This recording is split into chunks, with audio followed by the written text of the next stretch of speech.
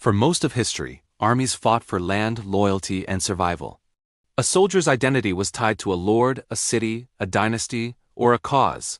War was brutal, but it was personal.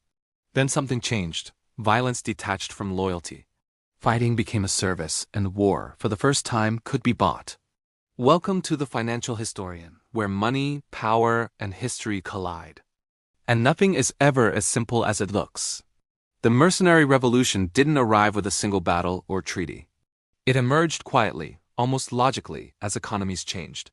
As money replaced land as the primary unit of power, armies followed. Soldiers stopped fighting because they owed allegiance, and started fighting because they were paid. Once that line was crossed, warfare stopped being an extension of politics and started becoming a business model. To understand why mercenaries appeared, you have to understand what came before them.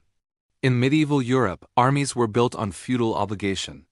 Nobles owed their king a fixed period of military service each year. Peasants were levied temporarily, often with minimal training. These forces were unreliable, seasonal, and deeply inefficient. They worked for small, localized conflicts, but they broke down as states grew larger, richer, and more ambitious. By the late Middle Ages, rulers faced a problem. Wars were lasting longer, cities were wealthier, trade routes needed protection, borders needed permanent defense, and feudal levies simply weren't enough. Loyalty was limited, service expired, and enthusiasm for dying in someone else's dynastic dispute was never particularly strong to begin with. Money offered a solution. As cash economies expanded, rulers realized they could hire soldiers directly. Payment solved several problems at once. Mercenaries were professional. They trained year-round, they could be deployed quickly. They didn't disappear after harvest season. And most importantly, they fought because it was their job, not because they believed, but because they were compensated. The S wasn't a moral shift, it was a logistical one. Mercenaries emerged not because kings became corrupt, but because states became complex. Administration required predictability. War demanded reliability. And reliability in a cash economy came with a price tag. Nowhere did this transformation become clearer than in the Italian city-states of the 14th and 15th centuries. Florence, Venice, Milan, and others were wealthy, commercially advanced, and politically fragile. They had money, but not manpower. Their citizens were merchants, bankers, and artisans, not eager infantry, so they outsourced violence. Enter the condottieri. Condottieri were mercenary commanders who ran private armies like businesses.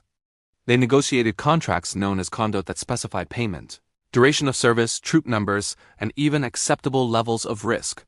These weren't reckless warlords. They were cautious entrepreneurs. Their armies were assets. Losing soldiers meant losing future income. As a result, warfare changed character. Battles became less decisive. Engagements were calculated. Sieges replaced open slaughter. Commanders avoided unnecessary bloodshed, not out of mercy, but out of financial logic. An intact army was more valuable than a heroic victory. A living soldier could be rented. Again, a dead one could not. This is one of the great ironies of the mercenary era. Professional soldiers often fought less destructively than feudal levies, but for far more cynical reasons. War wasn't about honor. It was about preserving capital, human capital included, but this professionalism came at a cost. Loyalty became flexible. If payment stopped, service stopped. If a better offer appeared, allegiances shifted. Some courtiers famously changed sides mid-conflict. Others extended wars deliberately, knowing prolonged instability increased demand for their services. Once violence was commodified, incentives followed the money. And this is the core of the mercenary revolution. States lost their monopoly on force. When armies belonged to rulers, power was centralized. When armies belonged to contracts, power fragmented. Military strength no longer depended solely on legitimacy or loyalty. It depended on revenue. Whoever could pay could fight. Whoever couldn't lost. Regardless of how righteous their cause might have been, gold became more important than crowns. The shift didn't just affect battlefield outcomes. It reshaped politics. Rulers had to prioritize taxation and borrowing to maintain military capacity. Wars became exercises and financial endurance. Victory went not to the bravest, but to the best funded. And states that failed to manage their finances found themselves defenseless, not because they lacked courage, but because they lacked cash. Mercenaries also changed the relationship between violence and morality. A soldier fighting for a homeland might hesitate before turning on civilians. A soldier fighting for pay answers to a contract, not a conscience. Discipline replaced ideology. Obedience replaced belief. Atrocities didn't happen because mercenaries were inherently cruel, but because their incentives were transactional. Once violence is reduced to a service, restraint must be enforced externally, and enforcement costs money. There's a quiet line that runs through this entire transformation. When loyalty has a price, it also has a receipt. The mercenary revolution didn't eliminate loyalty, it priced it. And once loyalty could be bought, it could be undercut. This created a feedback loop. States raised more revenue to outbid rivals. Taxes increased, debt expanded. Financial systems became inseparable from military power. War was no longer just a matter of strategy, it was a matter of solvency. By the early modern period, rulers understood the danger they had unleashed. Armies that could be hired could also be turned. Power that depended on payment could evaporate overnight. So states responded the only way they knew how, by absorbing the mercenary model into the state itself. Standing armies were born not out of idealism, but out of fear. King C.E.C.G. State, the contractor, or the market that made it possible. Nothing says stable system like needing a third-party firm to fight wars you can't politically afford to fight yourself. The deeper truth is harder to confront. Once violence becomes modular, deployable, billable, deniable, it lowers the threshold for conflict. Leaders face fewer domestic consequences. Wars become easier to start and harder to end. Not because people crave violence, but because systems no longer resist it. This is the same pattern that defined the mercenary age. When armies were expensive but disposable, wars multiplied. When loyalty was transactional, instability became profitable. When soldiers were assets, peace was bad for business. And the economics don't stop at the battlefield. Modern conflicts distort markets in familiar ways. Defense spending balloons. Inflation follows. Debt expands. Entire regions become dependent on security contracts. Reconstruction becomes another revenue stream. War feeds on itself, not because it's irrational, but because it's financially integrated. Those who pay least suffer most. Civilians absorb the cost through taxes, inflation, and lost opportunity. Those with capital hedge, those with contracts profit. The system rewards distance from consequence, just as it always has. Strip away the uniforms, the flags, and the rhetoric. And the mercenary equation remains brutally simple. Whoever controls the money controls the violence. Whoever controls the violence shapes the system. This isn't an argument about morality. It's an argument about incentives. The mercenary revolution teaches a lesson that still applies today. When force is for sale, ethics become optional. Stability depends not on virtue, but on oversight, and oversight costs money, which means the system polices itself only as long as it's affordable. History doesn't repeat. But if you don't understand it, it'll crush you all the same.